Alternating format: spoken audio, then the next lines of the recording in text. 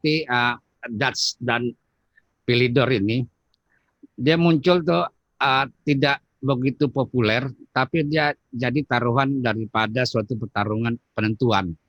Contohnya Kasparov pada waktu melawan Anatoly Karpov kejuaraan dunia, dia pada waktu juara dunia pertama. Babak terakhir dia mencaturnya dengan pembukaan reti karena dia cukup dengan main remis.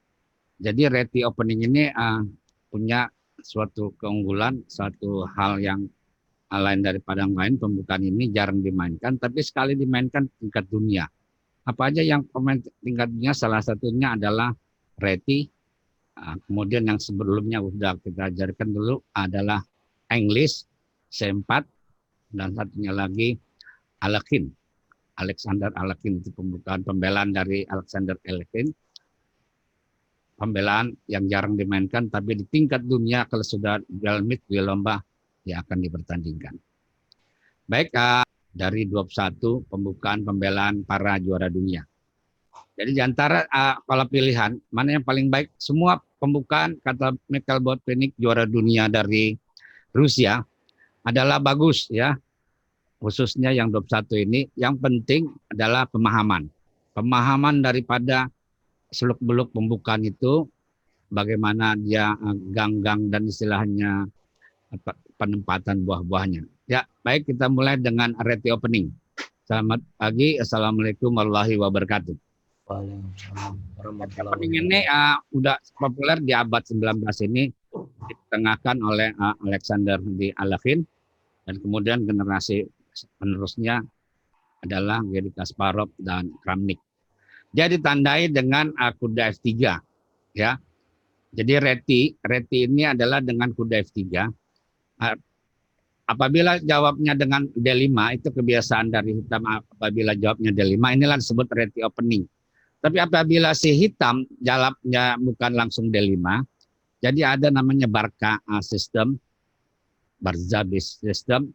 Misalnya dia kuda F3, dia jalan caturnya kuda F6, G3. Nah itulah yang sekarang ini hipermodern dari reti, dia mengetengahkan gajahnya itu adalah taruhnya di G2.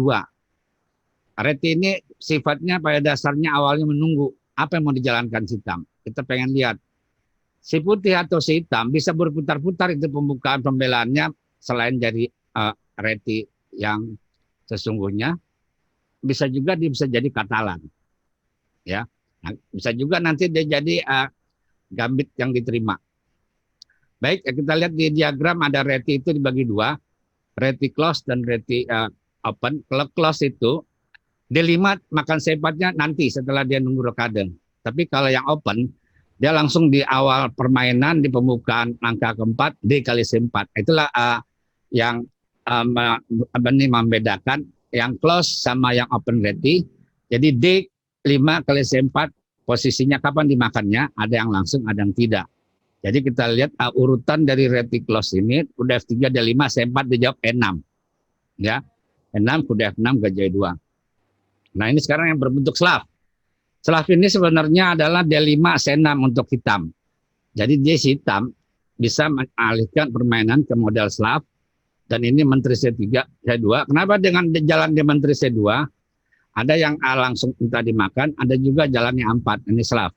Karena reti model Benoni, ya, ini jadinya terbalik. Yang Benoninya yang mainkan adalah megang putih. Nah, makanya saya bilang kalau mencatur dengan pembukaan reti ini, dia mainnya bisa menunggu, bisa diputar-putar pembukaannya. Jadi sekarang ini reti Benoni, penanganan dari Benoninya sendiri, sistem ini dikenakan oleh si putih. Nah sekarang langsung yang diterima Ya, kuda F3, D5, C4 makan. Nah, ini yang terbuka, open close. Open daripada pembelaan ini langsung dibuka, makan C4, E4, C5, gajah C4, kuda C6 terbuka di sini dia. Nah, sekarang yang berbentuk English, ya, perhatikan dia patokannya yang berbentuk English ini, reti English adalah pada waktu dia kuda F5 C5, putih jawab C4. Nah, itulah yang udah berbentuk English.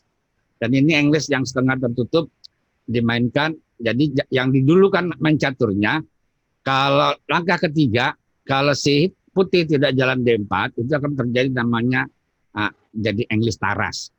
Ya, jadi didahulukan di D4 oleh si putih. D4, C kali D4, kuda kali D4, kuda F6, G3. Nah, ini uniknya adalah selalu gajah itu letaknya adalah di E6, di gajah G2. Ya. Pembukaan daripada English ini, reti ini, uniknya adalah jarang sekali kedua belah pihak bisa dimatikan rajanya, kecuali dalam suatu trap pembukaan yang salah. Semua berakhir dari permainan di sayap menteri, ya, khususnya pertarungan di C4, D4, C5, D5 itulah pertarungan epicentrum yang penting oleh kedua belah pihak. Dan satunya lagi gajah putihnya gajah G2, selain untuk pertahanan juga untuk penyerangan di diagonal G2, B7. English kuda F6 yang terbuka. Nah, ini sekarang dimainkan dalam kejuaraan dunia. Jadi yang mulai dahulu adalah si hitam D5-nya. Jadi catatan tuh dia, ya. Jadi pada waktu langkah ketiga, apakah si putih jalan D4 tidak mau, nah hitam yang jalan, yang buat begini dia. Ini yang diahlikan oleh Victor Kosnoy dan juga buat Phoenix untuk megang hitam. Ya, kalau misalnya si putihnya tidak jalan D4 pada waktu langkah ketiga. Sekarang English King's Indian, ya. Jadi ini bisa diputar. Jadi patokannya, jadi pada waktu C4 dia jalan catur reti King's Indian. Patokannya adalah dia gajah G7 nanti pendamennya dengan D6, putih akan menjalankan dengan varian fianchetto, ya.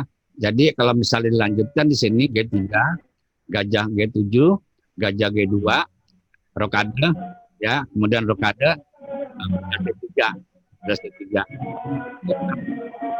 Fianchetto, ya, fianchetto jadi reti English. Sekarang Belanda, ya, sistem.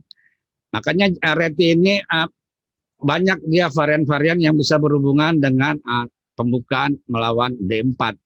Ini reti das model Stonewall. Perhatikan bidak Stonewall. Stonewall ini bidak uniknya untuk hitam.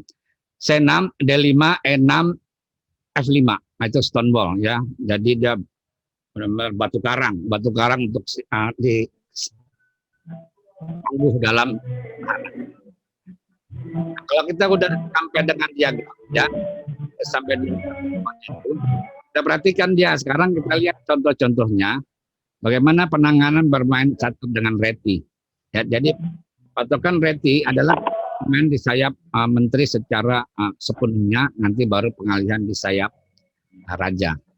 Kelebihan daripada si putih, daya tahannya dengan gajah G2 dia cukup kuat. Jadi sekarang kita lihat contoh Kramnik. Ya. Kramnik ini ngasih penerus pada Kas. Dia ahli dalam bermain catur pembukaan reti. Bukaan reti dengan kuda ya. K5.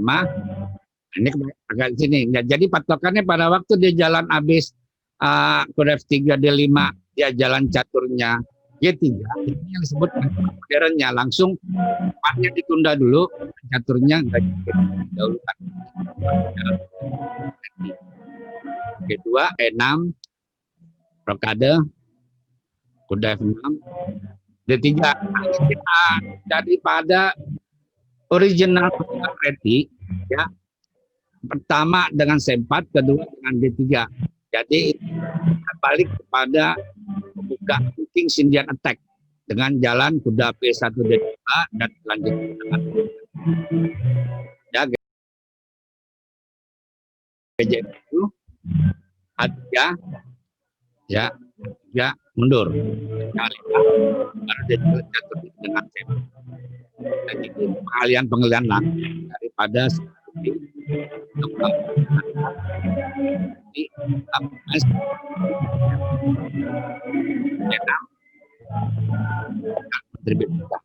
jelas itu adalah tegas dia mengancam P7 kemudian antak tidak. Untuk catur ya sebaiknya di sini adalah tukar menteri bagi hitam. Karena nah sekarang dari partainya jalannya dia tidak menukar menteri tapi mempertahankan bidak dengan jalan caturnya langkahnya menteri C8. Ya. Nah itulah dia ini bidaknya daripada lawannya ini hampir model kayak Stonewall hanya bedanya F5 tidak maju.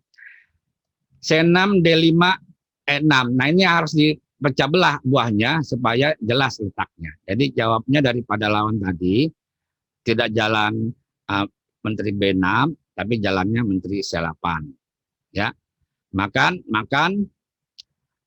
ya derajat. Jadi buah caturnya semua mengarah ke sayap menteri. Gajah F4, kuda C6, kuda C3, ya kuda C3, rokade, jalan putihnya kuda C3, rokade, ruk A C1.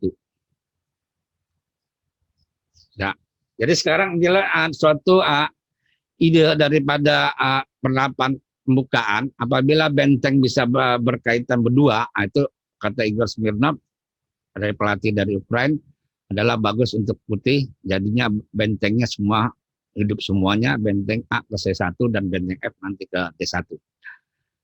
Queen D7, nah kuda jadu, makan, masuk dia. Nah ini yang meragukan ini sebenarnya langkah-langkah H5 ini adalah ya terlampau vulgar bagi hitam. Sebenarnya dia harus nyusun dulu sebentar dengan benteng A C8. H5, jalan G5, kuda E8 maju. Jelas kan ya. Jadi si hitam ini akan ditekan habisnya adalah di sayap menteri dengan buah sudah di depan semua. Skak D4 gajah. Nah sekarang pertanyaannya gajah kita ini yang di E5 itu gimana urusannya? Selamat apa tidak dia gajahnya di salah satu di situ ya. Nah, sekarang inilah dia. Ini udah dipersiapkan dengan sedemikian rupa. Nah mencatur ini perlu perhitungan yang masak. Bagaimana perwira kita walaupun udah menguasai sentrum meletakkannya di gajah E5, aman apa tidak pertanyaannya. Tapi kalau udah disusun sedemikian rupa untuk pengorbanan, nah kita lihat lanjutannya bagaimana seorang Grandmaster Kramnik, juara dunia sejati, catur klasik, jalan pengorbanan jalannya dengan F5. Nah ini dia. Nah, ini salah satu bagian daripada repertoire suatu pembukaan yang mendobrak dari permainan catur dengan cara hipermodern ala Reti. Dia mencaturnya habis-habisan di sayap menterinya untuk menghancurkan di D5. Jadi pengorban, kualitas. Nah, dalam generasi Kramnik inilah Kasparov menentukan suatu skema salah satu generasi penerus daripada Garry Kasparov pada waktu itu 1970-an. Korban dengan benteng kali F5, makan lagi F5, kuda D5. Ya. Lihat ya, pengorbanan kualitas. Pengorbanan kualitas dengan perhitungan ambil sayap menterinya dengan kuda kali B6 dan kemudian buah caturnya hitam, semua ada di bawah. Nah inilah yang diajarkan di generasi zaman sekarang. Mencatur itu adalah menyerang lebih baik daripada yang bertahan yang terlampau berlebihan, habis waktu pikir Anda. Ya. Queen L6, kita lihat dia bagaimana caranya King H1, Rook D8. Rook D8.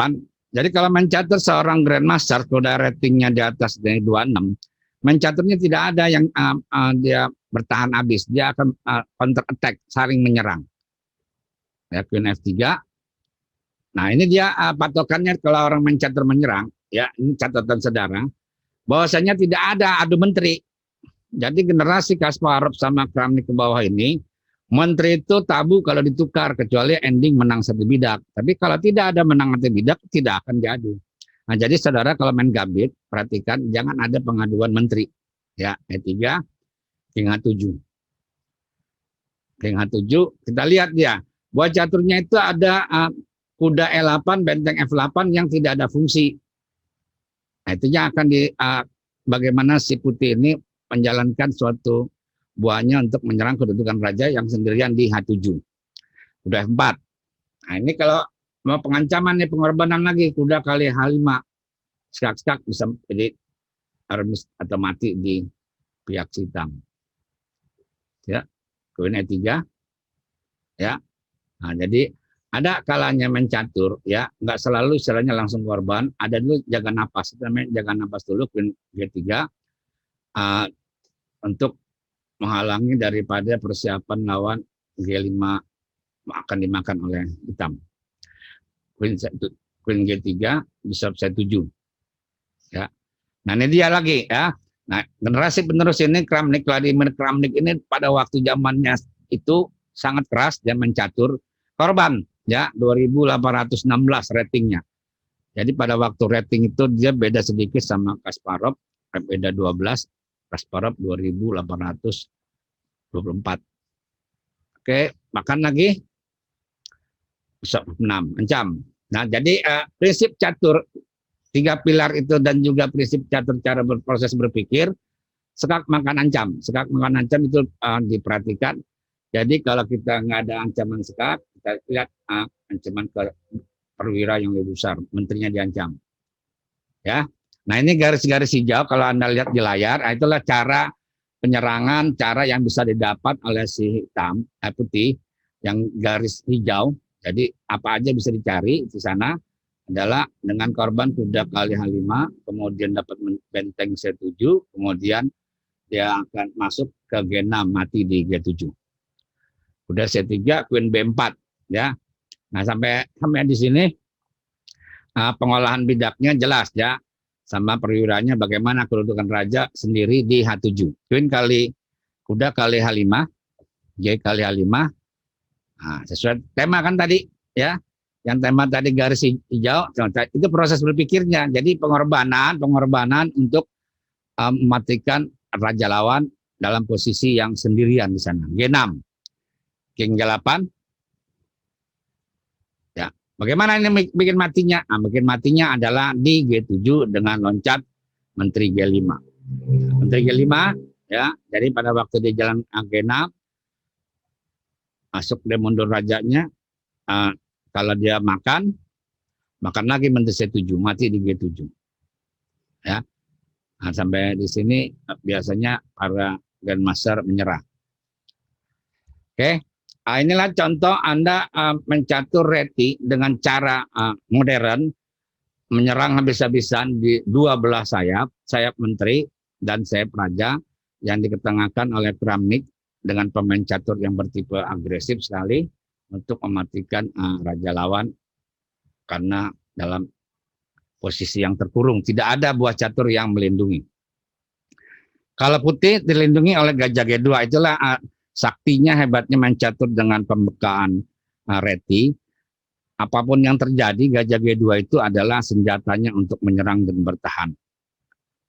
Makanya salah satu teknik daripada menghancurkan Vian catur gajah G2 oleh Botvinnik disarankan, bagaimana seorang lawannya hitam dapat mengadu gajah di G2 adalah salah satu dengan tukar gajah H3. Nah, makanya kalau saudara main reti, usahakan ya jangan sampai gajah G2 itu ditukar, akan rugi ya. Oke, nah ini contoh daripada permainan Vladimir Kramnik, juara dunia dari Rusia. Mungkin di sini ada yang ingin tanyakan dengan diagramnya reti dan juga pembukaan serta cara-cara contoh lagi partai. Nah, jadi sekarang ini webinarnya dibanding tampilkan partai-partai, selain itu juga proses berpikir dan urutan pembukaan. Michael Botvinnik ya dari Rusia lawan Donner dari Belanda, Amsterdam kejuaraannya. C4 ya, C4. Nah, ini peralihan aja pada waktu di sini bisa dinamakan awalnya ini dengan pembukaan Inggris ya, jalannya kuda F6, kuda F3. Nah, ini dia Pembukaan reti sistem English dengan C4 jalan G3 Fianchetto yang hipermodern ya. Jadi pada waktu tahun 63 jadi sudah ada ini teorinya dimainkan oleh Grandmaster juara dunia sejati pada waktu itu adalah 3 kali juara dunia Michael Botvinnik ya. Jadi yang bisa memecahkan juara dunia ini adalah baru tahun 2000 Anan pada waktu lawan Magnus Carlsen juara oleh Magnus Carlsen. Nah, itulah dipecahkan oleh juara dunia Magnus Carlsen sampai dengan tahun ini 2019 Magnus Carlsen sudah menggapai juara dunia 4 kali. Jadi rekornya Botvinnik tahun 60-an sudah dipecahkan oleh Magnus dengan dia mencapai 4 kali juara dunia. Ya. Kita perhatikan di sininya. Jadi ini main caturnya seputih, kuda F3, G3, gajah G2, C4. D-nya itu tidak jalan, dia nunggu dia. Ya. Nanti setelah dia rokade, nah dia bisa praktis, bisa main D3 atau dia main D4. Ya. Kita lihat dia mencaturnya gajah 7. Nah, ini yang close, ya. Jadi ini adalah pembukaan reti sistem close oleh pemain hitam. Jadi tandanya close, hitam tidak menjalankan D kali C4. Jadi jalannya gajah E7. Oke, diteruskan rokade. Habis gajah E7, rokade. Biasa netral. Nah, bagaimana dia? Inilah caranya Botvinnik mencatur. Dia menggerakkan semua perwiranya untuk keluar. Jadi yang belum jalan kuda B1, gajah C1 itu dikembangkan di jalan gajah di B2 dan nanti juga kudanya loncat di D2. Oke, B3. Ya, seperti yang kita ketahui adalah ini untuk menghadapi double Fianchetto yang mendapatkan Fianchetto. Ini zaman sekarang ini main catur begini jarang sekali ditampilkan. Tapi kalau kita menangani Englishnya reti dengan penggerakan 2, yang lebih efektif emang dengan jalan gajahnya di B2 dibanding dia catur jalannya gajahnya keluar. Karena kalau gajahnya selain B2 dia akan dikejar-kejar oleh kuda lawan. Nah ini pakai sistem varian dari English pindah kepada Nimzoid oleh hitam. Jadi gajahnya C8 pindahnya ke B7. Itu memang dianjurkan oleh teori gajah C8 supaya hidup jalan caturnya dengan pindah ke B7. Nah ini patokannya dia mencatur ya. Jadi ini generasi begini mencaturnya. Jadi untuk supaya putih ada suatu tekanan dan serangan adalah di bidang lajur C ini punya si putih. Dia mencaturnya nanti akan maksimal di sayap menteri. Udah kali di D5. Tadi ada bertanya, ini dia varian reti begitu banyak Pak katanya. Bagaimana cara menghafal semua varian reti itu? Kita ini tadi yang penting ya reti ini dengan banyak variannya, dengan ada 12 dan tapi tiba hanya 6 yang utama. Anda jalan pelan-pelan. Pertama 8 langkah, tutup buku, jalan lagi. Akhirnya bisa sendiri. Ya. Hanya 12 ya. Varian yang utama daripada reti ini sedikit 12. Coba Anda bandingkan dengan Sicilian 100 kayak 20-an. Reti paling dikit dia 6, 12 ya. Pagi nanti ada pembukaan pembelaan Klidor cuma 6. Jadi Anda harus pelan-pelan, mau nggak mau kalau kita mengalihkan suatu pembukaan pembelaan kita harus belajar itu semua, ya. Mohon izin bertanya untuk Putih memainkan varian reti, perbedaan manakah yang harus ditukar dan harus dipertahankan? Yang pertama, yang harus dipertahankan ya adalah gajah di G2, itu nggak boleh hilang, ya. Yang kedua, dia menyerang dari sayap menteri secara maksimal dengan buah-buah caturnya gajah C1 dan kuda B1 ditopang nanti dengan benteng, ya. Jadi serangan putih apakah semua konsep? Ya, sayap menteri semuanya. Ya, nanti baru meliriknya ke H7. Tapi dalam praktek main, pembukaan reti itu belum sampai ke raja, biasanya sudah ada memenangkan sana kualitas atau menang bidak. Kemudian ada bintang laut jadi nanya, benteng, apakah varian King Indian bagus dimainkan untuk menghadapi reti? Bagus ya. Semua pembelaan saya sudah ajarkan awal, semua pembelaan pembukaan yang dimainkan oleh para Grandmaster juara dunia itu bagus. Hanya harus Anda pahami dan juga semua teluk-teluknya tahu. Karena apa? Pembelaan Kings Indian itu dipakai dan difavoritkan para juara dunia sebanyak kurang lebih 70% dari para juara dunia memakai Kings Indian. Bagus itu dia ya. Jadi Anda boleh mencatat dengan Kings Indian variannya di kuda F6, G6, gajah G7, D6. Nah, tapi harus ingat prinsipnya. Kalau lawan daripada main catur dia pakai reti, Anda pertama adalah bagaimana nanti menyerangnya beda sayap. Sayapnya putih sayap menteri, hitam sayap raja. Ya, jadi nanti dimajukan di L5 dan kemudian didorong dengan F7, F5. Oke, dilanjutkan dan permainan ini. Nah, inilah posisi daripada permainan. Kalau ini mencaturnya pembukaan retinya dia C4 dengan D5, supaya tidak tertutup dia jalan catur nanti dikhawatirkan bisa D4, pukul aja C kali D. Ini praktis ya. Dan ini dianjurkan secara teori untuk membuka daripada suatu serangan. Ini D4, kenapa D4 bukan D3? Ya, karena letak gajahnya di B2. Nah, jadi letaknya paling baik adalah mencatnya bidaknya di D4. Tapi kalau Anda tidak mau pukul dari C kali D, letak bidaknya adalah D3. Karena ini sudah tadi terjadi pemukulan, letaknya adalah di D4. Di jalan C5. Akan mencaturnya kalau pembukaan reti ini saya menteri habis-habisan kedua pihak. Coba lihat ya, mencaturnya antara D masih D, C5. Makan dia, praktis kan? Nah sekarang sampai di sini pengolahannya, nah itu tadi letaknya. Di mana itu letak kuda B1? D2, loncatan di mana dia? Bisa dengan jalan kuda C4, ada ancaman tuh dilirik ke sana tuh dia H7 sama G7. Ya, nah inilah hebatnya kalau reti. Titik lemahnya ini nggak kelihatan karena ada varian cetonya yang tidak dalam ancaman. Gajah G2 aman Sulaiman, hanya bidak F2 yang jadi ancaman oleh si hitam. Jadi Anda kalau mencatur megang putih, kalau secara pertahanan solid, pembukaan reti solid untuk bertahan ya. Karena rajanya dalam lindungan gajah G2. A3, nah coba lihat ya buat caturnya. Semua jaring-jaring daripada pergerakan buahnya si lawan, si hitam, terjaga dia. Nanti dia dengan loncat A3, B4, dan kemudian diteruskan dengan kudanya manuver. Oke, main saya menteri. Kenapa di sini ada pertukaran? Ya, nah ini spesial buat Winnick. Buat Winnick karena dia jago opening, ending, ya. Biasa dia main catur, gajahnya diadu oleh dia dengan catatan ada petak lemak yang diambil oleh dia C6. Nah, jadi catatan sendiri itu dia.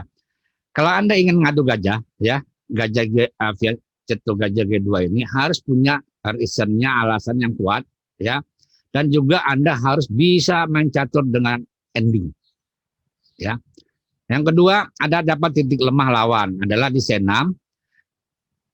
C6 yang dapat titik lawan dan satunya lagi bisa tetap nyerang di sayap menteri.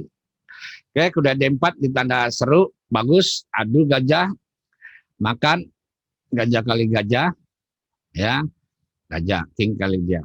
Nah dia, menteri. Sekarang bagaimana lanjutannya si putih? Kita konsisten dia main caturnya. Bagaimana dia jalan caturnya? Nah, kita lihat ya, buah caturnya semua di sayap menteri mengarahnya. Menteri B3. Ya. Dan ingat main catur. Yang catur ini Anda jangan ngadu-ngadu menteri. Ya, kalau Anda tidak suka ending, jangan di sini menteri C2. Nah ini karena buat Winnick jago ending, ya. Nah, ini kan ada catatan sendiri. Buat Winnick jago ending, Michael buat Winnick, makanya dia tidak ada bermasalah gajah ditukar gajah. Yang penting dia unggul dalam bermain catur dengan ending, ya. Jadi kalau Anda seorang pecatur agresif, ya, kalau model buat Winnick, ya jangan ditiru adu menterinya. Tapi kalau Anda modelnya kayak Karpov Anand, boleh dia tiru mainnya dengan posisional. Jadi si hitam nggak mau karena mungkin ada pengalamannya si buat Winnick jago ending, ya jago ending dia. Kalau misalnya dia diadu, kita lihat dia notasinya itu dia bagaimana keterusannya, ya. Oke, nah itu dia petak lemahnya yang diambil di C6. Kita lihat loncatan kudanya, ya kuda dari D4 C6 kemudian F3 ke D4. Nah inilah namanya bidak sentrum E4 yang dikuasai oleh putih Jadi kuda F6 dan kuda D7 letaknya dalam suatu kerangka yang kurang bisa berkembang.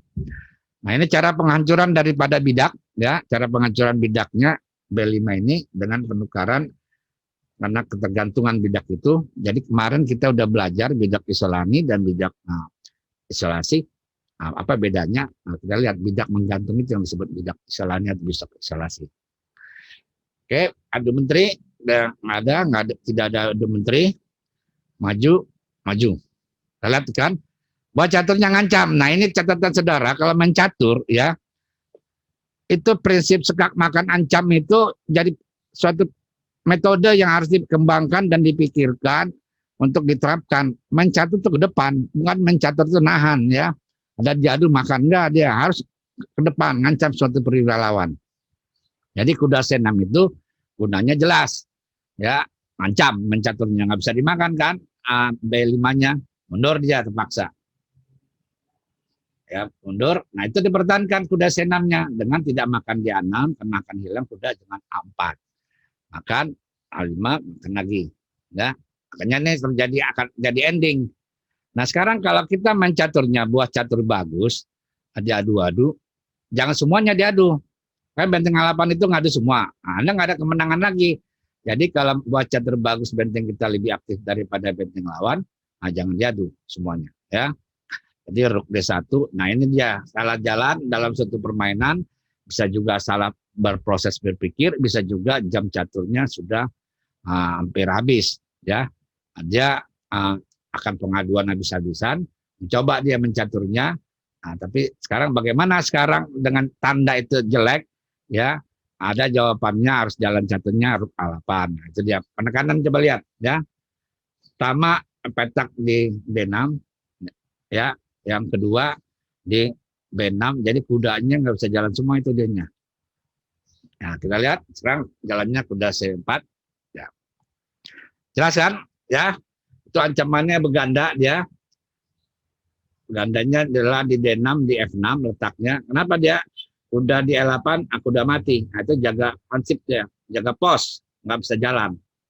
Menterinya juga tidak bisa jalan, B7 dipantek oleh menteri F3.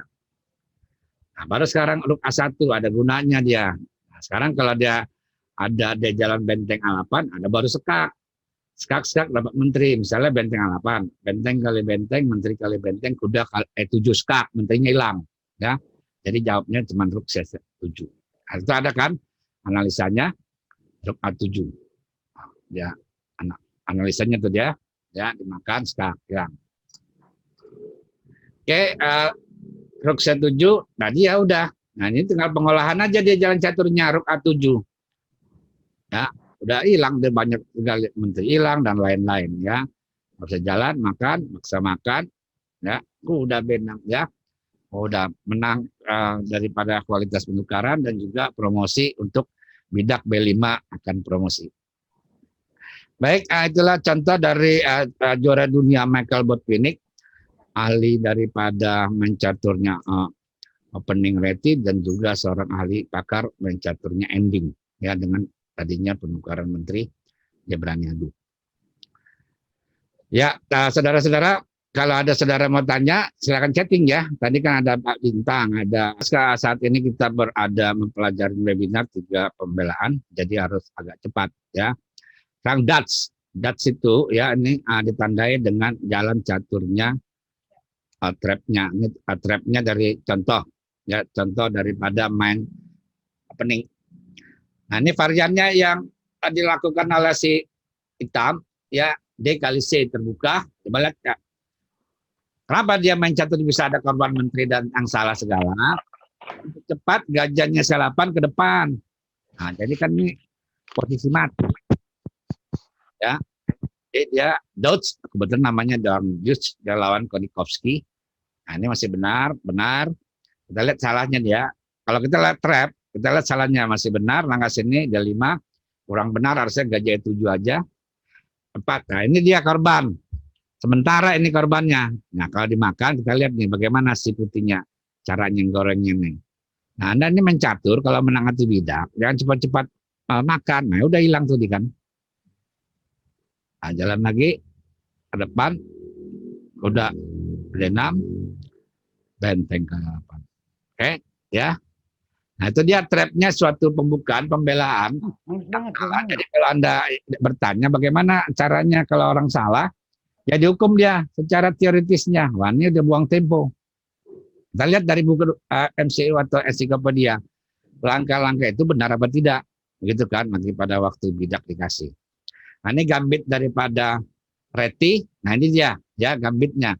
Korban di 4, tapi serang ke raja. Ini mirip daripada pembukaan pembelaan Belanda. Ya korban, lihat. Matinya rajanya di tengah-tengah. Mati kan? Nah, jadi berapa langkah dia? Baru Gundel 8 langkah. Ya. Jadi kalau trap-trap ini biasanya terjadi karena kesalahan pembukaan. Ya, kesalahan pembukaan yang dilakukan oleh pemain yang terlampau rakus dengan bidak-bidak. Nah, jadi zaman sekarang Anda kalau mau makan bidak maksimal hanya 2 aja, tapi jangan sampai lebih dari 2 dan kemudian baru pikir. Nah, ini pengorbanan. Mati itu kan. Mati kan dia. Ya, Raja B6 udah dikejar sama ini, udah C3 mematikan di D5, tahan, skak, tahan. Itu dia. Mati ya. Oke, udah C5. Nah, ini trap-trapnya adalah salah-salah pembukaan daripada seorang pencatur yang memakan gambit lampau berlebihan dalam al-bidak. Ada masuk pertanyaan? Ya. Jadi ini ada contoh, ada trap lain mencaturnya dicontohkan ini bagan jagan yang tadi antara Kramnik melawan Blue Baum, Matias. Halo, siapa yang nanya?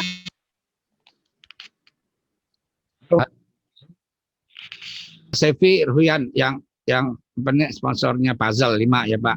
Ada yang tanya Pak? Pak Sevi? Ya, Pak Sevi ini nyumbang dia pada puzzle 5 puzzle masing-masing 50.000, nanti ada acaranya. Sevi Ruhian. Halo, ya, problem Belanda ini muncul di abad 18, 1783 oleh Elias, seorang jurnalis, ya, kolumnis namanya Elias Stein, ya. Tapi pada waktu terkenalnya di abad 19 dimainkan oleh juara dunia daripada Alevin, kemudian daripada Botwinnik. Itulah jagonya, yang terutama yang paling jago sekali ini mencatur dengan model Belanda ini adalah juara dunia itu adalah Botwinnik dan Alexander Alekhine, ya, Alexander Alekhine. Nah, yang Grandmaster zaman angkatan sekarang ini, Magnus ini juga mencatur dengan model pembukaan Belanda, pembelaan Belanda dengan Stonewall. Nah, ini Stonewall. Anda perhatikan Stonewall, ini unik dia. Uniknya apa? Bidaknya itu kayak main halma ya, mendam-dam ya. C6, D5, E6, F5 ya. Jadi dia cuman kosongnya di D6. Itulah petak lemah daripada hitam. Jadi kalau Anda mencatur di sini yang harus diperhatikan, yang pertama bagaimana mecah belah buah bidak si C6, D5, E6, E5, F5. Itu pertama dengan jalan C4. Yang kedua adalah gajah D6 nantinya, atau gajah E7 dari F8 hitam harus ditekar dengan gajah putih di A3 atau di S4. Itulah cara melawan daripada Stonewall. Stonewall ini dia akan menyerang sayap raja setelah udah rukada pendek, sama-sama dua-duanya rukada pendek. Ada orang bertanya, kenapa pada waktu lawan Belanda pembelaan itu gajahnya putih di G2? Nah, itulah cara pertahanan yang paling solid ya, yang dipelajari di riset dalam suatu pembukaan. Kalau kita melawan Stonewall, gajah F1 itu harus ditaruh di F1 itu gajah G2 untuk bertahan di sayap raja. Karena nanti hitam itu akan maksimal ke sayap raja dengan jalan pengalihan menteri gajah D6, kemudian benteng naik semua ke sayap raja. Nah, jadi kuncinya gajah G2 itulah pertahanannya yang terakhir. Dan di satu pihak lagi suatu tipnya, jangan sampai gajah G2 itu ketukar, karena kalau ditukar mati pemegang buah putih. Ya. Jadi ini varian daripada Belanda ini ada 24 yang besarnya. Nah ini yang digambarnya utamanya. Ya. Nah, ini yang pertama yang klasik ini nih, Stonewall Variation. Ya. Jadi variasi daripada Belanda. Yang kedua ini modelnya, gayanya dia, lihat ya. Gajahnya dia Fianchetto. Nah itu dia saya bilang petak lemah daripada hitam ya adalah di D6 E5 yang hanya ditopong oleh gajah D5, maka diduduki dengan kuda di E5. Bisa saja nanti itu gajah yang di B2 ngadu ke A3 tapi bukan menunjukkan kuda E5. Jadi ini ada varian. Sekarang Leningrad. Nah Leningrad ini bedanya dengan Stonewall. Tidaknya E-nya dijalankannya bukannya di E6, dia dijalankannya dengan E5 nantinya dengan topangan bidak D6. Jadi Leningrad variation. Leningrad ini kota di nah, ya. Nah, jadi variannya dia Fianchetto gajahnya di B7 untuk hitam. Nah di sini ada suatu repertuar pembukaan new baru novelty oleh Grandmaster dari Cina. Orang dulu H5 pada waktu lawan kalian. Bintang Juardi nanya, tadi udah jawab ya, apakah varian King 9 bagus-bagus ya. Untuk pembukaan bagaimana kita cara menghukum lawan sedangkan di MC tidak ada pembahasan hukuman kesalahan. Dalam suatu MC itu semua teorinya yang benar semua Pak. Kalau dalam suatu ada bukunya lagi, ya, The Trap judulnya, itu menggambarkan macam-macam kesalahan dari permainan pembukaan catur. Jadi judulnya The Trap. Saya udah ada tempo lalu sudah kirim yang 700 contoh 700 game di bawah 20 partai. Trap jebakan. Nanti akan saya kirim di webnya ya. Jadi mencaturnya yang penting fundamennya letaknya benar, kalau salah ada hukumannya. Nah, kalau Bapak nanya tadi kesalahan di mana? Ada itu dari contoh-contoh yang 1000 partai pembelaan pembukaan. Oke, sampai tadi tanya lagi. Habis ya. Nah, jadi varian ini ada 24 varian dan caturnya gambit ya. Nah, ini gambit. Nah, sama yang klasik dulu lah ya. Klasik ini taruh gajahnya di E7 tapi bidaknya nggak di D6. Dia bidaknya tidak di D5 tapi di D6. Nah sekarang gimana dia si hitamnya dengan cara D6? Dia akan melangkah kuda B ke C6 atau kuda B dia akan maju ke E5. Ya itu klasik. Ya ini jarang dimainkan. Nah, tapi Alekin varian ini dalam suatu pertandingan Alekin lebih senang dengan varian klasik ini. Sekarang yang gambit. Nah ini dia. Gambit ini berdasarkan historinya bagaimana orang mencatur pembelaan Belanda sampai saat ini dikasih gambit. Ibu, bapaknya nggak enak ya. Hitam. Kenapa?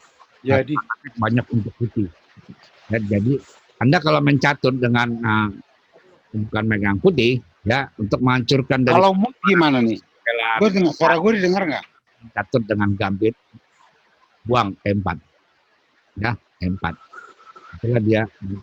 Yang satu lagi variannya untuk mengacaukan permainan lagi, taruh gajahnya langsung keluar, ya gajahnya G5, ya.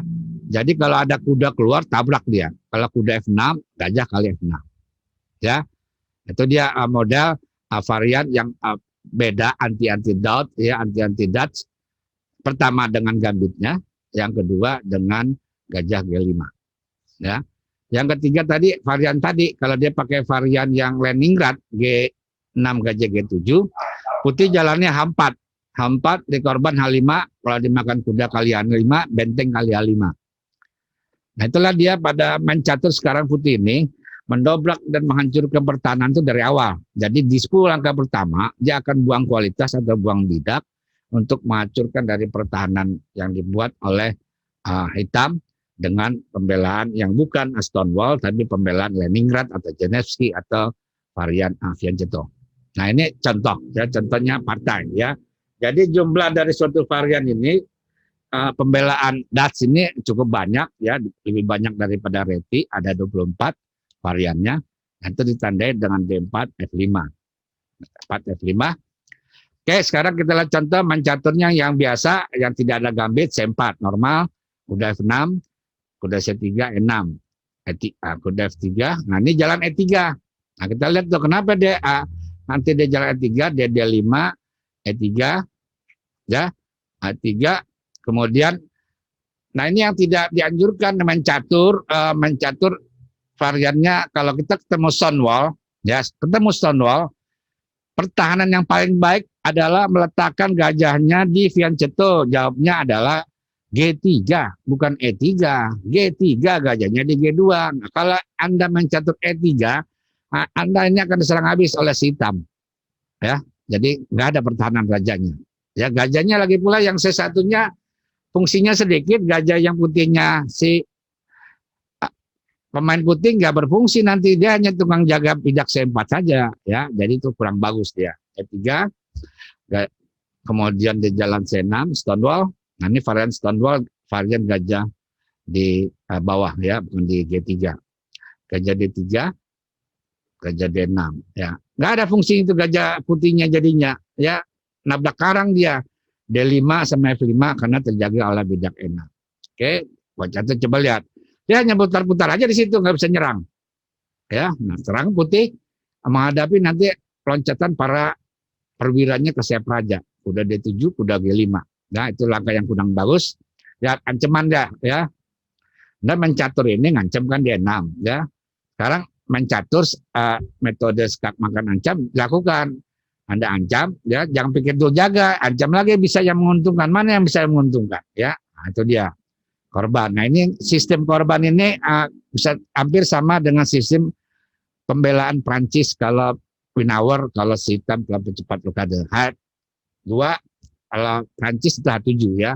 Ya makanya kalau ini ada H2 korban. Nah Anda coba perhatikan dia ya. Udah kalah satu bidak, Anda diserang habis saya raja. Ya, tinggal taruh di perwiranya Menteri H5, Anda rajanya kejepit sendiri. Menteri L8, G3. Paksa dia G3 jalannya, kemudian masuk menteri King G2. Nah inilah ada awal daripada bagaimana Anda bisa mencaturnya mengkombinasi di sini. Coba rajanya G2 ya. Coba mencatur di sini kan udah tinggal ujungnya mati nih raja sendirian doang, nggak ada temennya. Temennya cuma dijaga oleh kuda E22 petak G3. Jadi ada analisanya kalau jalan kuda F3 di jalan kelanjutannya demikian. Ada di literaturnya, itu dia. Bishop G1. Kenapa jangan Bishop G1? Kalau misalnya dimakan, Menteri H2. Raja kan tengah tuh dia. Nah, bagaimana ntar mematikannya? Kita lihat caranya. Bishop G1. Raja G1. Jadi pengorbanan daripada gajah ini adalah untuk membongkar rajanya supaya naik ke atas dan dimatikan di petak F2 yang tidak ada temannya.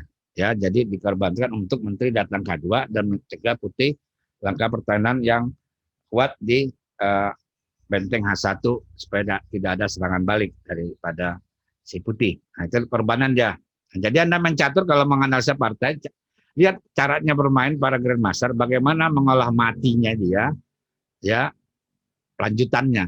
Atau dia kan makan skak, langkah paksaan ke depan, raja. Kalau dia makan pakai itu raja ke depan, kuda. Nah, korban nanti ditarik lagi ke depan buahnya. Ya, jadi itu analisanya. Jadi saudara kalau lagi belajar catur, middle dan partai, jadi papan caturnya buat sedemikian rupa ada 2 atau 3, mana partai aslinya, mana analisanya. Ya. Nah, ini korban lagi dengan jalan caturnya udah 2 kali korban dia nih, ya. Gajah di G1, kemudian sekarang korban lagi kuda E5. Jadi zaman yang dulu ya, maksudnya partai-partai tahun 1940, 1935 ini seru. Kenapa serunya? Rajanya kedua belah pihak itu berani ke depan, mati ya mati ya.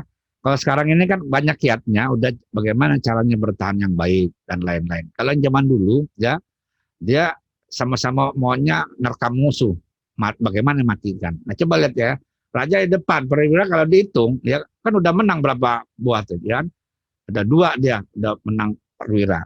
Tapi karena rajanya di tengah, nah ini dapat pelajaran Anda di sini. Jadi kalau main catur raja di depan, ya sangat riskan sekali dapat mati walaupun Anda dapat bidak, dapat kualitas atau dapat perwira. Ini kalau dua perwira ini dia kan, ya si hitamnya. Tapi lihat rajanya di F3. Oke, sekarang dilanjutkan ke F3 jalan L5 dibongkar dengan F4. Jadi membuka jalur benteng F8. Ya, di F8 untuk dia kalau tidak dimakan F kali E3 mati ya. Sekarang dipaksa makan, paksa makan. Nah, sekarang bagaimana dia cara lanjutannya kalau Anda di cara makan ini? Nah, itu lagi korban. Kenapa ke depan korbannya mati lebih cepat ya? Coba perhatikan jalan caturnya. Nah, dia akan ditopang benteng A ke E8 dan satunya lagi dipaksa ini rajanya makan. Kalau tidak makan dia menterinya hilang. Makan, nah ini mati dia ke depan. Makan. Nah, tadi gunanya tadi bongkar F. Bongkar F, kalau dimakan dia mati sama bidak. F kali udah, ya matilah dengan H5. Oke, jadi ini paksa di jalan caturnya, nggak ada jalan lagi. H5 membuat mati. Nah, ini jarang-jarang partai ya mati oleh Magnus sendiri. Dia mencaturnya rajanya itu didobrak oleh si Magnus dengan berbagai cara, kualitas dan juga pembuangan. Ada ini sistemnya model ala Alekhine. Dia pakai dan ala daripada Kasparov mendobrak daripada pertahanan lawan dengan pembuangan. Ya, pembuangan perwira atau bidak. Ya, sekarang ada nanya, antara varian Stonewall Leningrad mana yang sering dimainkan? Yang sekarang ini yang sering dimainkan adalah di Stonewall. Ya. Stonewall yang sering dimainkan. Nah, Leningrad ini ada titik lemahnya, Fianchetto-nya itu, dorongan yang ditandai dengan putih H4, dikorban dengan H5. Nah, porak-poranda dia pembukaannya. Ya, mencaturnya di sana. Tapi kalau dia mencaturnya putih biasa aja, hitam enak. Nah, tapi itu jadi kendala itu dia, H4 ya. Jadi bintang kalau mencaturnya Slav lagi apa nih, mencaturnya lawan Belanda, cara penghancurannya Leningrad begini, kemudian kalau misalnya Stonewall begitu, gitu loh. Pertama dengan gambit, jadi pada waktu D4 F5 langsung E4. Yang kedua, dia jalan langsung pantek gajahnya ke G5. Apabila ada terjadi loncat kuda, gajah kali F6. Apabila dia jalan G6 H4, ya kuncinya itu H4, ya menghancurkan daripada Leningrad ini dengan H4. Jadi Stonewall ini lebih solid lah dibanding dengan Leningrad. Stonewall ini dia mencaturnya memang benteng-bentengan ya, benteng. Nah, tapi titik lemahnya adalah pertama yang petak E5 D6 gajah itu. Nah, kalau bisa Botvinnik bilang ya gajah yang petak hitam, petak hitam, gajah F8 itu ditukar dengan gajah kita di C1. Oke, Pak. Kalau nggak ada unsur skrak makan ancam harus gimana? Ya kembangkan buah. Kembangkan buah, cari langkah yang bagus untuk terbaik ke raja. Jadi mencatur itu adalah membuat suatu serangan ke raja, bukan istilah cari bidak ya, ke raja dulu, cari, kemudian ada terjadi pemukulan menguntungkan. Kalau enggak dia tekan terus ke raja. Bidak itu terakhir, ya bidak itu terakhir kecuali udah gampang didapat. Nah, kita ambil. Tapi kalau masih lama didapat, jangan kita berpikirnya cari bidak. Ya. Nah, sekarang Anand ini juara dunia dari India, ya. Dan ini legenda dari catur India. Dia satu-satunya yang juara dunia dari India. Kemudian dia satu-satunya yang bertahan angkatan Karpov, ya, yang masih kuat, dia masuk 5 besar. Nah, inilah dia. Anand ya. Anand ini terkenal udah dapat juara dunia dua pencapaian, satu catur standar, satu lagi catur cepat. Makanya dia dikenal disebut raja main catur cepat. Main catur klasiknya ini dia cepat juga. Dia waktunya kan ada 4 jam. Dia main cuma 1 jam paling lama. Ya. Dia ahli main catur cepat. Nah, sekarang kita lihat Anand lawan Magnus. Lagi itu Magnus 2865. Kita lihat tuh ya. Ratingnya sangat tinggi, 2865 ya. Nah, Magnus, lihat Stonewall. Dia gaya Stonewall daripada C6, D5, E6, F5. Nah, tapi dia ada penundaan langkahnya D5-nya setelah kuda F3 baru jalan D5. Rokade biasa ya. Nah, ini dia gayanya Anan mirip dengan si Botvinnik, gajahnya pengembangannya di B2 atau tukar di A3. Oke, menteri E7. Nah, ini dia. Kenapa jalan menteri E7 ya? Pertama saya udah bilang, gajahnya hitam itu kalau perlu jangan sampai kena tukar. Yang kedua, menopang daripada serangan E6 maju E5 ya. Tapi dasar utama sekali dia mencegah terjadi pengaduan gajah C1 dengan gajah D6 di A3. Menteri 7. Kemudian di jalan caturnya, nah pada waktu di sini jalan caturnya gajah B2 ya, bisa B2. Sebaiknya di sini yang dianjurkan secara teoritis benar adalah diadu itu gajah maju A4. Jadi jawabnya adalah di sini bukan gajah B2 A4. Jalan A4. Kenapa jalan A4? Itu akan jadi pertukaran gajah hitam D6 dengan gajah di A3.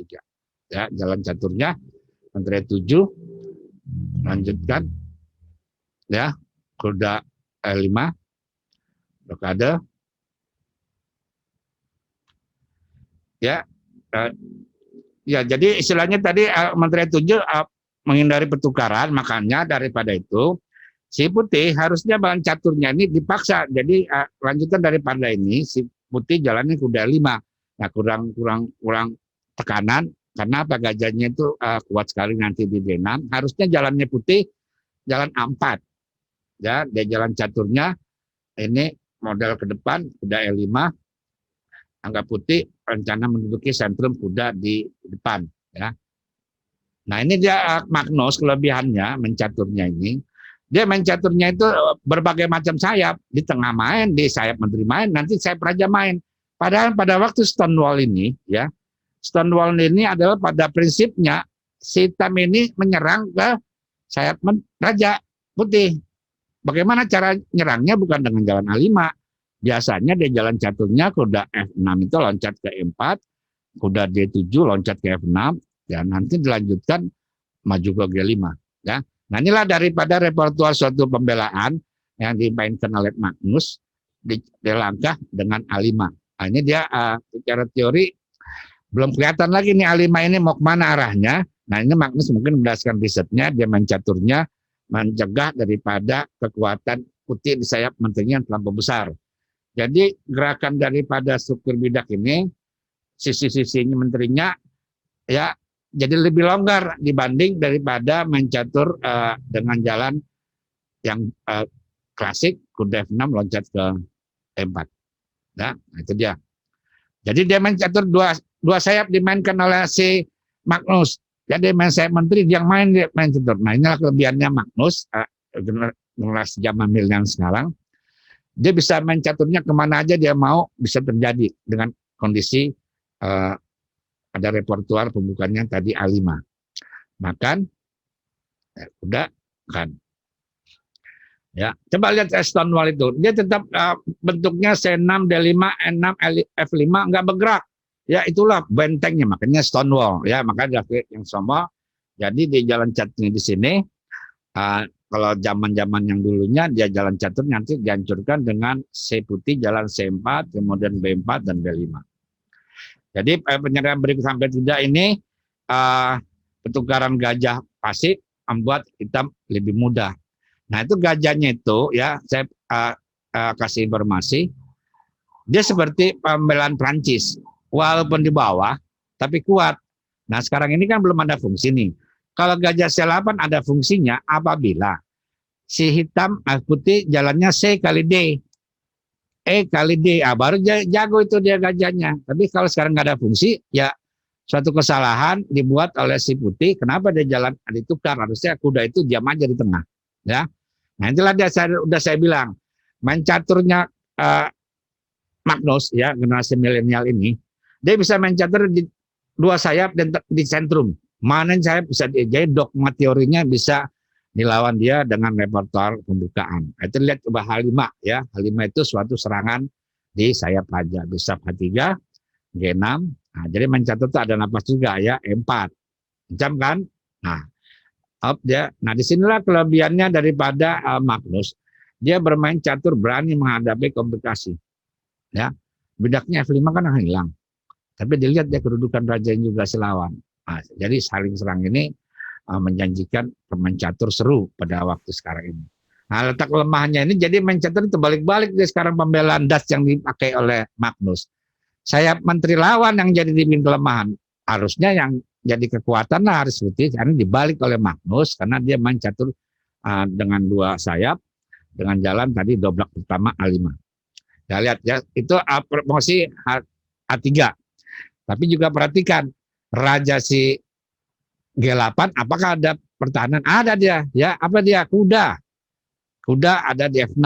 Jadi kalau Anda ingin menghancurkan permainan ini bagaimana kuda itu harus lenyap dulu baru Anda bisa menyerang. Jadi jalannya dengan G5 dan caturnya sebentar. Nah, ini promosi ya. Akan dipromosikan main caturnya A3 dengan A2. Nah, dia ya. Jadi ditantang di main caturnya si hitam dengan kuda loncat, apakah dia akan mati? Ya, nah inilah dia. Kalau kita hitungan suatu kalkulasi, ya metode berpikir, salah satunya adalah penentuannya praktisnya kalkulasi.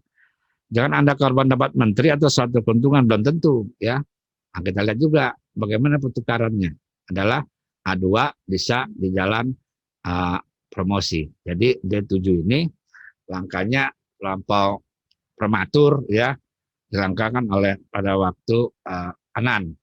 Biasanya pada waktu hal-hal begini biasanya ini terjadi krisis waktu ya.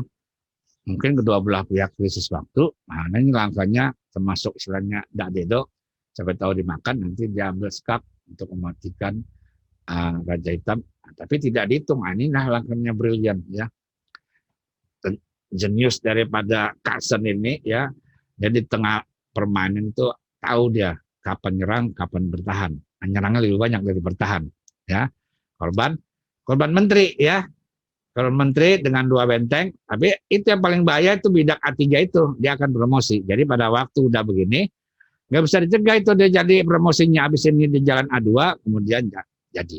Ya, ini partai menarik ya saling menyerang dan membuat kesalahan yang sangat fundamental. Yang pertama kuda kali di D7 gajahnya, kemudian dia korban benteng yang salah di D7 dan ketiga A5 dia tidak mengantisipasi daripada repertoire novelty pembukaan Stonewall ala Magnus. Ya, jadi Dutch. Ini udah Dutch. Dutch ini pembelaan Dutch ada variannya cukup banyak 24 ya. Jadi kalau ditanya tadi, mana yang paling bagus ya, Leningrad atau Stonewall? Yang lebih solid, dan dimainkan oleh Grandmaster, diantaranya adalah Botvinnik, dia Stonewall, main catur dengan sistem Stonewall. Jarang yang pakai Leningrad gajah di G7. Kalau enggak, dia pakai cara model Alekhine, gajahnya di B7, tapi pion D-nya nggak maju ke D5, dia cukup di D6. Oke, nah ini kita lihatnya. Nah ini Stonewall, partai yang terjadinya D5. Stonewall kan biasa gajah. Nah, ini B3 tadi ala model ini, ya gajah B2, ya gajah B2. Harusnya tanggung dia harusnya main catur kalau udah B3 yang zaman yang sekarang ini ngikutin jalan caturnya A4. Gajahnya langsung adu di A3. Ya, dilanjutkan Dutch event. Kita lihat main caturnya E6, C6, kuda F3. Terus ya jalan caturnya ini ya B6 ya. Loncat gajah. Nah, ini ada model lagi ya, ini modelnya namanya pembelaan hitam ya. Namanya Ilyin Genevsky varian ya. Jadi Ilyin Genevsky varian ini, variannya gajahnya taruhnya di B7 yang disenangi oleh Alekhine, juara dunianya. Kemudian bidaknya E6. Nah ini jadi ini kolaborasi dia di area Stonewall pindah ke Genevsky.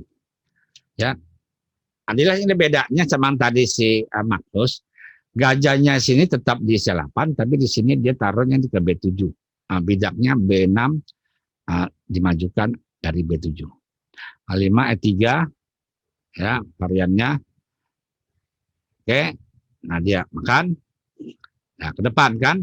Nah, ini main caturnya mirip nih dengan si hitamnya mirip dengan si Magnus. Dia main catur bisa Magnus Carlsen. Nah, tapi sekarang Carlsen mainkan catur lewat Arwana pada waktu itu dia dimenangkan oleh Carlsen. Ya, variannya sama dia. Ya, mainnya dua sayap dia, ya. Sayap di menteri, mas sayap di raja nantinya. Tapi tetap main sayap menteri ini yang jadi suatu pembaruan dari permainan. Jadi main catur di dua sayap. Nah, kualitas kan. Nah, jadi coba lihat bidaknya, ya. Bagaimana mengolahnya si hitam ini menjadi suatu kemenangan, ya. Gajahnya mati tuh di F1. Oke, di jalan caturnya hitamnya rook A3, B1, hitam, jadinya. Bidak lemahnya kedua belah pihak itu ada di C, C4 dan C. Bagaimana mendapatkannya, tapi dia satu pihak si putih, rajanya kurang aman karena letaknya sendiri, hanya dilindungi oleh gajah, petak putihnya bahaya, dah. Letaknya rajanya sudah bergerak untuk itu. Nah, makanya tadi kan. Nah, inilah dia mencatur. Kalau ada bidak di F3, dia pilihan cetur, bisa itu aja suatu ancaman mematikan. Hal 5. Saudara-saudara, nah ini Magnus untuk catatan. Pada waktu dia melawan Anan pertama kali, ya, dan kedua kali, lalu dia menang dalam ending benteng sama ending menteri. Nah, itulah kelebihan Magnus Carlsen, ya. Dia ini jago mencatur endingnya ini, khususnya ending benteng sama ending menteri, ya. Buah sama, ya, buah sama ini kan.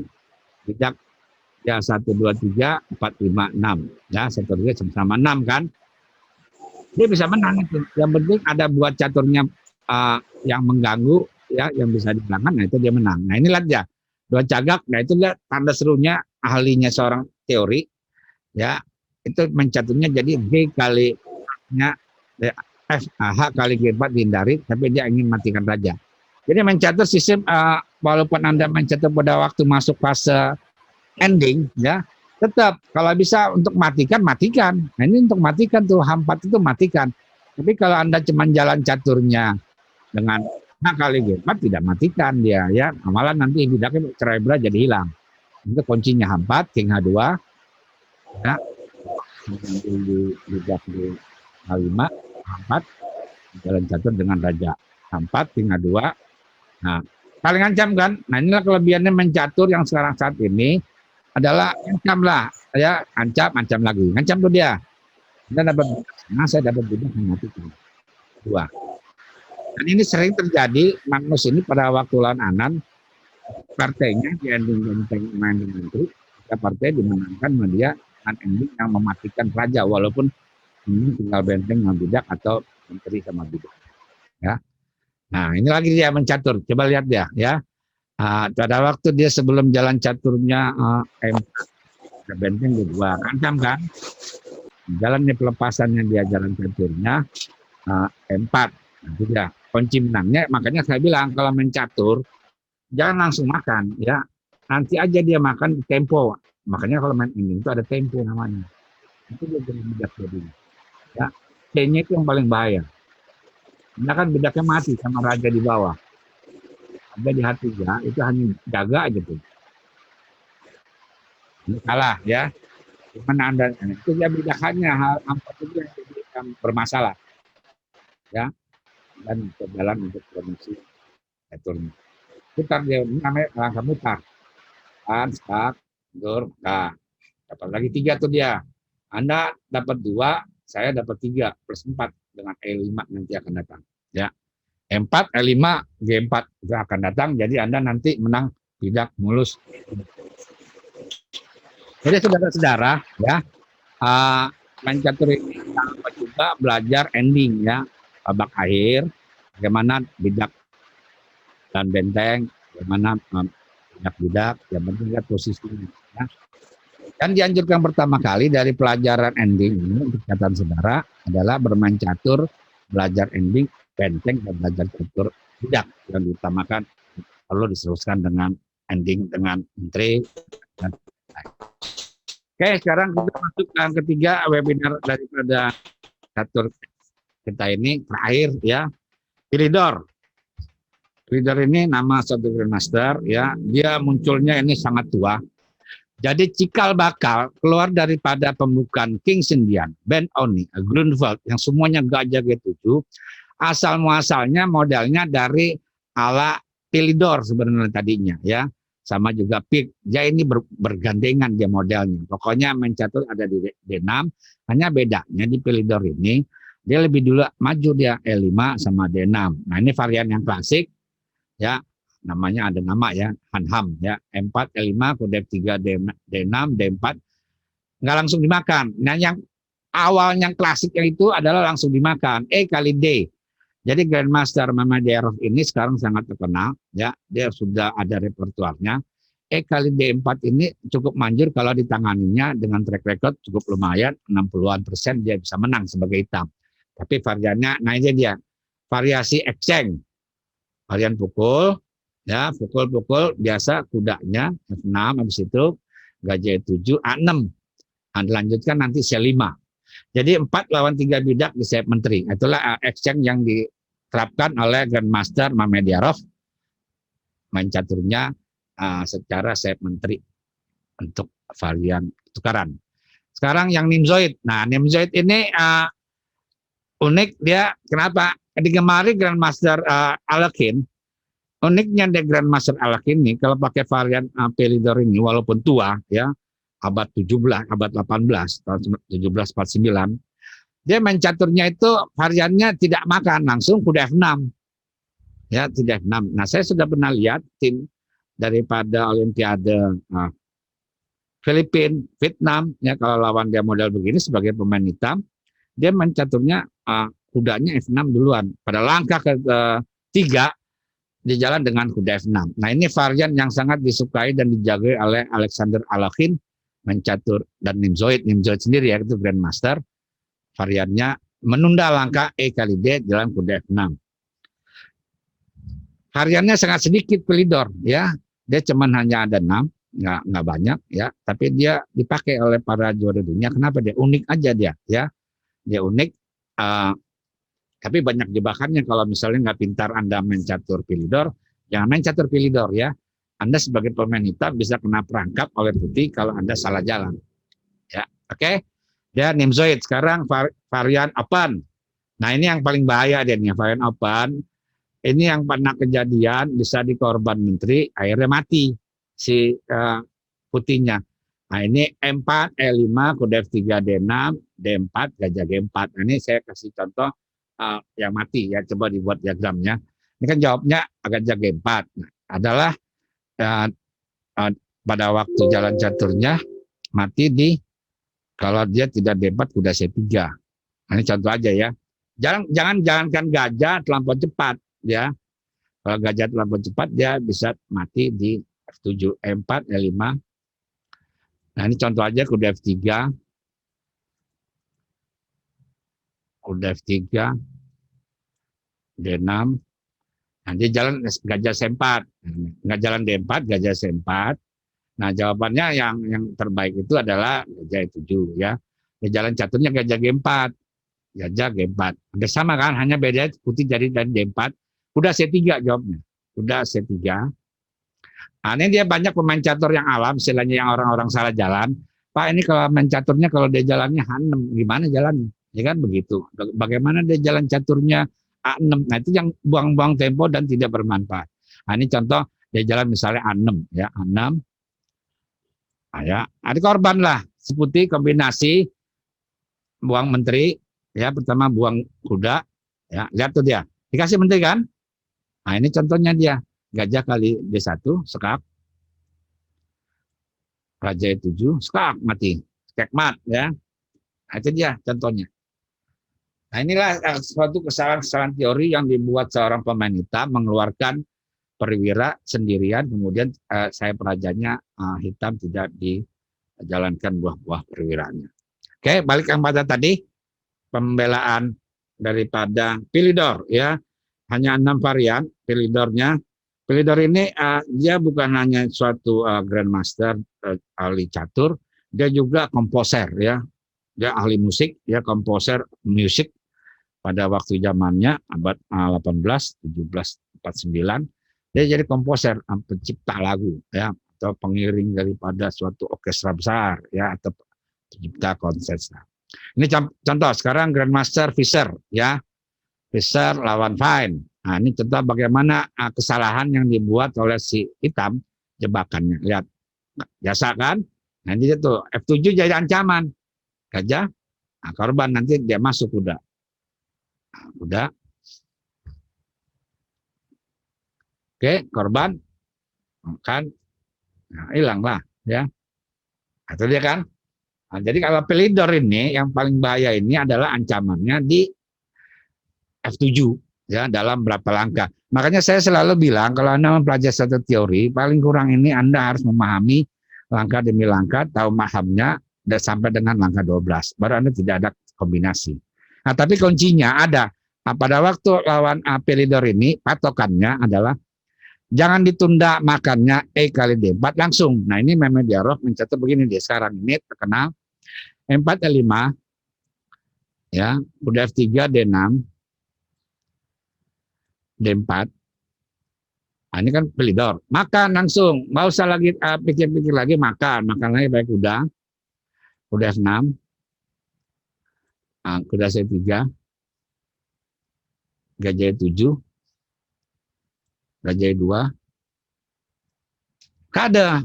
Nah, inilah kelebihannya kalau kita bermain catur secara konsep benar, langsung aja, nggak usah lagi Anda main catur-catur E kali D ditahan, dan juga rokade putih, rokade.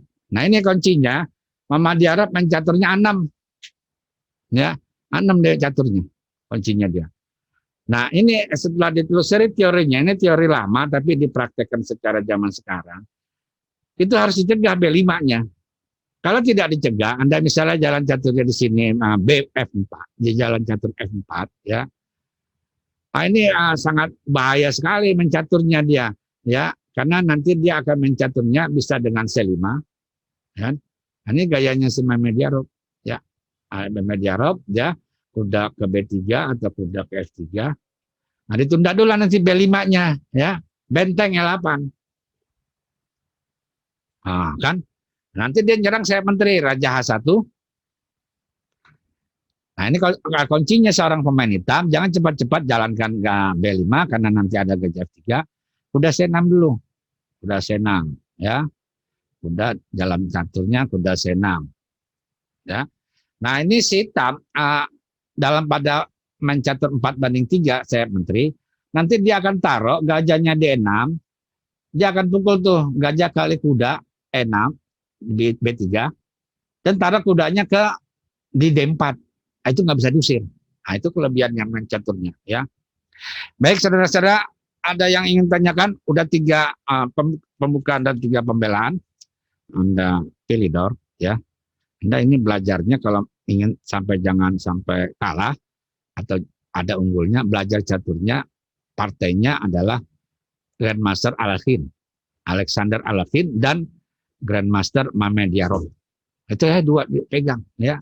Nah, ini biasa kan. Nah, ini dia gaya model Itali gajahnya. Nah, jadi ini untuk pelajaran saudara, hati-hati kalau orang mencatur gajah C4 ya. Gajah C8 ini Anda jangan catur terlalu cepat jalannya, nanti rajanya dikejar-kejar. Nah, ini contohnya nih Alexander Alekhine megang hitam, tapi dia bisa menjaga iramanya, kekuatannya dengan kombinasi. Korban kan, makan lagi, makan sana. Kelihatannya kan dapat, nah stop sampai sini ya. Nah, ini cara kalkulasi seorang Grandmaster. Jadi dia berani korban benteng kualitas ya. Si hitamnya udah dihitung dia. Kenapa dia? Rajanya si putih ini sendirian, nggak ada teman. Nah, nanti akan diancam walaupun dia hilang kualitas. Nah, ini tidak diperhitungkan oleh lawannya Rodzinski ini, lawan seorang juara dunia Grandmaster. Buang kualitas itu bagi seorang Grandmaster itu biasa selama dia masih nyerang raja. Ya, coba lihat mencaturnya kan, sekak makan ancam. Nah, ancaman tuh mencatur ngancam mati nomor 1, bukan cari bidak ya, ancam mati itu. E2. Tinggal matinya karena dia. Nah, inilah kalkulasinya. Kalkulasi pecatur di dunia yang komplit sampai dengan saat ini masih dipegang rekornya oleh Alexander Alekhine, ya. Dia ada partainya di Baden-Baden, ya, dia korban perwira, tidak bisa dimakan, ya, sampai dengan langkah 19, ya, di Baden-Baden. Dan itu diakui oleh Garry Kasparov, pengagumnya. Dia bilang di dunia ini yang baru ada pencatur korban suatu perwira yang tidak bisa dimakan korban itu dalam 9 angka adalah Alekhine yang buat. Lihat tuh kan, dipaksa di jalan F3, makan korban lagi. Nah, korban ancam lagi mati. Bagaimana Anda macam tetap dia mencatat tuh ancam mati terus. Nggak bisa. Dipaksa, inilah forcing move, langkah paksaan yang nggak bisa jalan. Kalau enggak Anda nggak makan mati. Kan begitu mencatatnya, ya. Mati di E2 sama F3. Lihat itu dia. Paksa kan? Bang, dia. Sekarang tidak. Kan? Lihat. Ya. Nah, kita lihat yang perjalanan saya kali lihat. Kalau makan, ya, Anda kalau kita lihat makan, nanti kali makan lagi dulu. Itu nanti tetap dalam di jalan catur D3.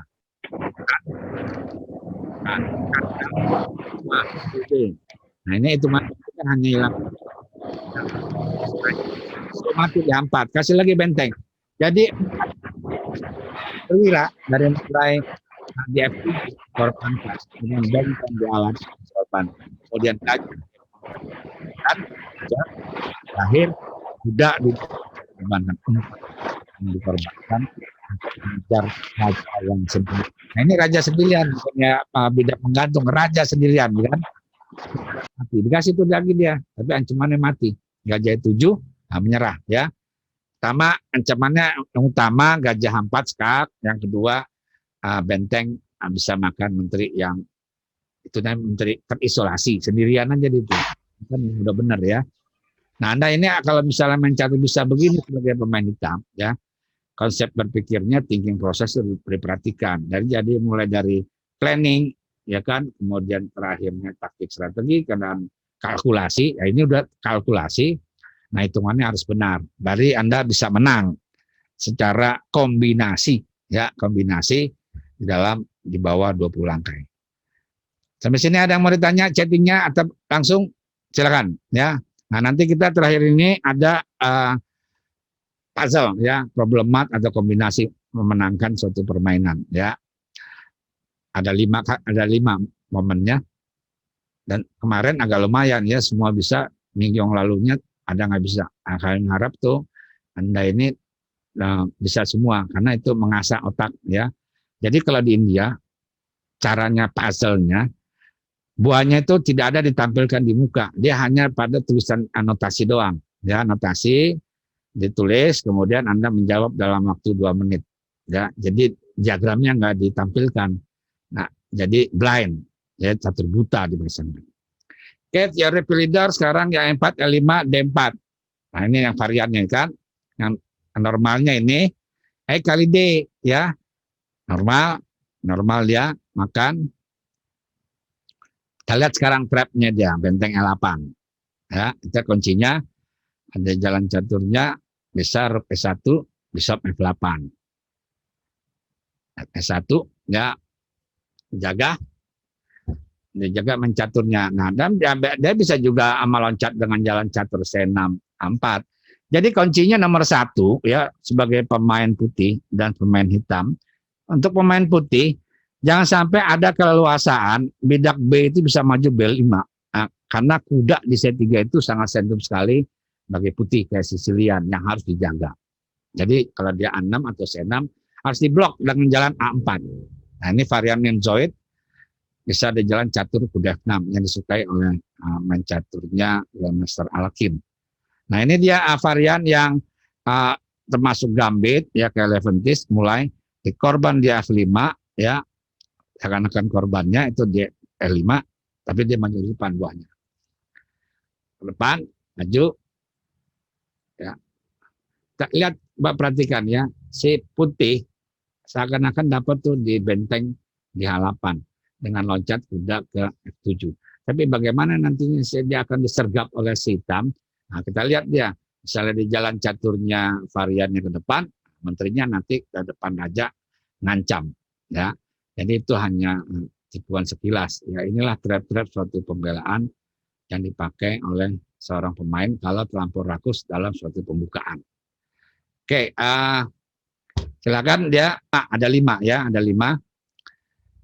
Sebelum nanti sana kita ada waktunya masih tanya jawab ya, interaktif. Silakan. Nah, waktunya nih 7 menit. Kultumnya 7 menit. Silakan bertanya. Itu dibukai semua tuh suaranya. Ya. Bisa chatting, bisa suara. Udah dibuka nih semuanya kan? Ada Arjuna, ada Astiandana, ada Cleon ya. Silakan, ada yang mau ditanyakan ya. Justru Anda banyak yang ditanya ini, yang penting bagi Anda itu dari pengalaman bagaimana menghadapi 3 pembelaan itu atau 3 pembukaan itu. Javas, junjungan sininya adalah mempelajari dan tahu sejarah kisah prestasi para juara dunia. Apa yang dimainkan, apa grafiknya. Bedanya webinar yang sekarang Bapak mengetahui pembukaannya doang kan. Nah, tapi bagaimana seorang Kramnik, seorang Kasparov, seorang Caruana, seorang si Magnus Carlsen, pembukaan apa sih yang dipakai sama dia dan jagonya sampai sedemikian banyak ya. Nah, tapi ingat ya, filosofi filsafat dari pembukaan, apapun pembukaan Anda ya, yang dari 21 itu, pilih aja ya. Itu semua baik kalau Anda ahli di situ.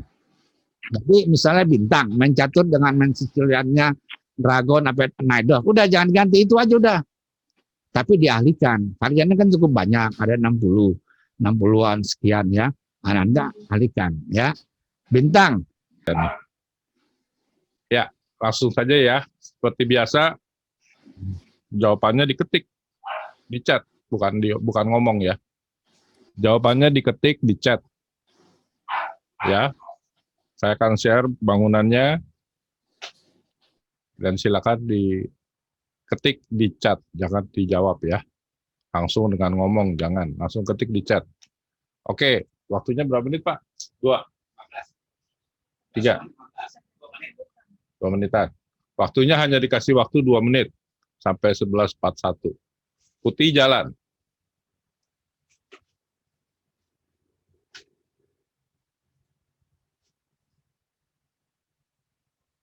Kalau mengerjakan puzzle, forcing move-nya.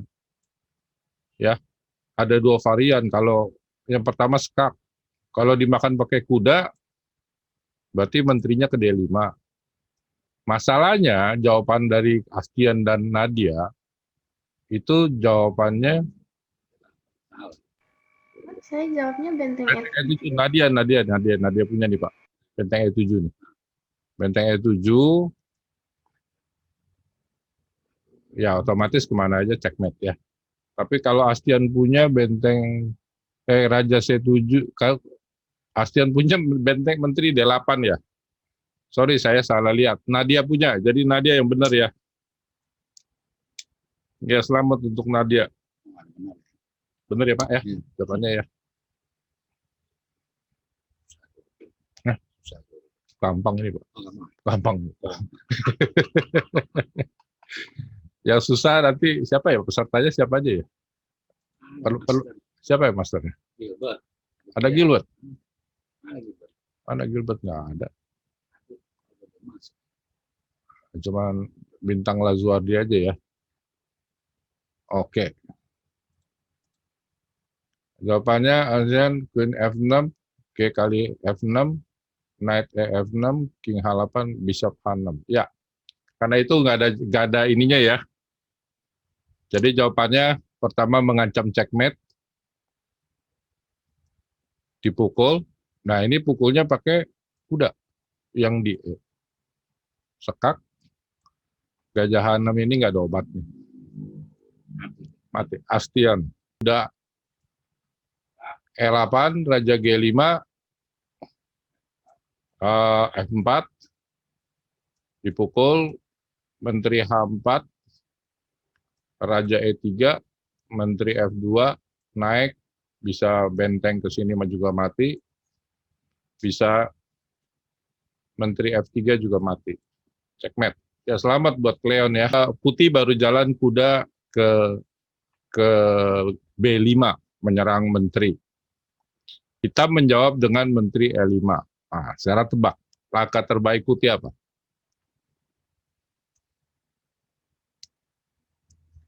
Kalau ceritanya forcing move. Ya, langkah terbaik putih apa? Silakan. Ini agak susah jadi 3 menit boleh ya. Wawantala. Ya, H4. Oke. Sudah dijawab ya, Wawantala H4. Jawaban terbaik. Saya lanjut ya. Pertanyaan kelima. Menteri ke G3. Kira-kira langkah terbaik putih apa dan gini forcing move. Itu langkahnya cek, capture, attack, serang, skak, pukul, ancam. Kalau ancam ini ada targetnya. Nah di sini banyak yang yang kurang ngerti sampai di sini gitu ya kalau saya lihat ya. Yang pertama targetnya tuh ada 5. Yang pertama checkmate. Yang kedua higher value piece, buah catur yang tinggi nilainya. Yang ketiga buah catur yang tidak dijaga. Yang keempat buah catur yang sudah diserang. Kalau penyerangnya 1, pelindungnya 1, ditambahin 1 jadi 21. Gitu. Itu baru namanya ada ancaman. Yang terakhir petak lemah. Teori ini, nah ini banyak yang kita orang nggak tahu nih urut-urutannya, makanya suka nggak dapat.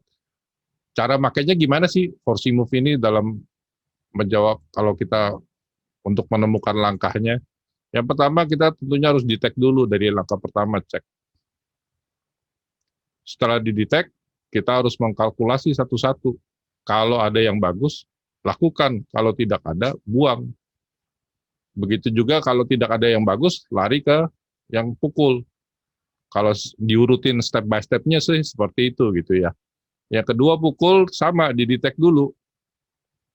Yang kedua dikalkulasi, baru dikalkulasi. Yang bagus, kalau ada yang bagus diambil, kalau nggak ada yang bagus dibuang. Baru kita masuk yang ketiga. Attack, find target. Pertama checkmate dulu. Ya, checkmate dulu ini kita lihat. Ada nggak kemungkinan setup for checkmate-nya gitu. Kalau ada setup buat checkmate-nya, ya itu kita ambil. Kita detect dulu ada berapa kemungkinan checkmate-nya. Oke, di bangunan yang tadi, langkah yang benar ini yang pertama skak. Kalau di sini skak nggak ada yang skak, di sini ditutup aja. Kalau kita cek langkah skaknya ada berapa? Ada 3. Kita detect dulu, baru kita kalkulasi. Kalau ini dipukul, kalau ini juga dipukul, berarti kita buang. Sorry. Kalau langkah ini ditutup aja, berarti kita buang. Dan dia harus balik lagi tetap. Karena ini ada ancaman checkmate di F1. Berarti langkah skaknya nggak ada yang bagus. Langkah pukul. Apa yang bisa dipukul? 1, 2, 3. Ini sudah dihitung ya, oh ini 4. Tadi ini sudah dihitung, jadi kita nggak perlu hitung lagi yang ini. Karena ini sudah dihitung, kuda kali C7. Kita harus kalkulasi satu-satu. Setelah dikalkulasi satu-satu, ternyata tidak ada yang bagus. Berarti kita buang. Langkah sekak pukul nggak ada yang bagus, baru langkah mengancam. Mengancam cari target. Yang pertama checkmate. Supaya bisa checkmate gimana? Tadi ada yang jawab, Mas Wawan, benteng D1. Sama Mas Bintang juga ya, jawabnya benteng D1, tapi terusannya salah. Terusannya agak sedikit salah.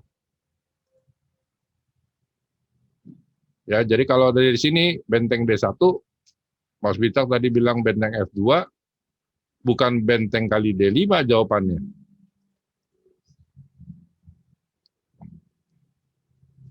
Kenapa benteng D1-nya ini? Kenapa benteng D1-nya? Karena ini mengancam checkmate. Menteri makan F2 dulu. Jadi dia nggak bisa makan pakai ini. Karena kalau dia makan pakai menteri, kudanya C7. Nah ini putih menang. Menang satu benteng bulat ini.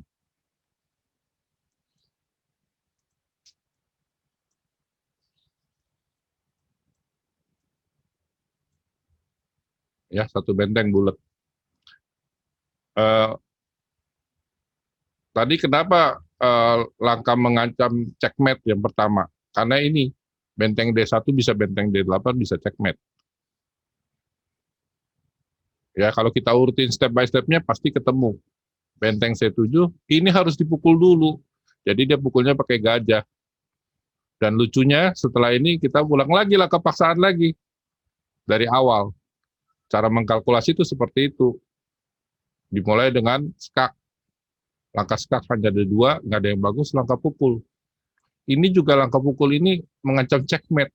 Dan lucunya suksuang hitamnya. Nggak ada. Apa yang mau dijalanin? Hitamnya si Malakama ini. Satu-satunya jalan yang bisa dijalanin hanya menteri kali. H4, cek. Jadi ini terpaksa harus makan, tapi ini sudah